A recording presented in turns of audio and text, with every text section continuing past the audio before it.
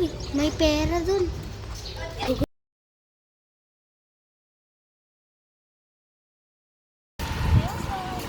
Ay, ang pera ko!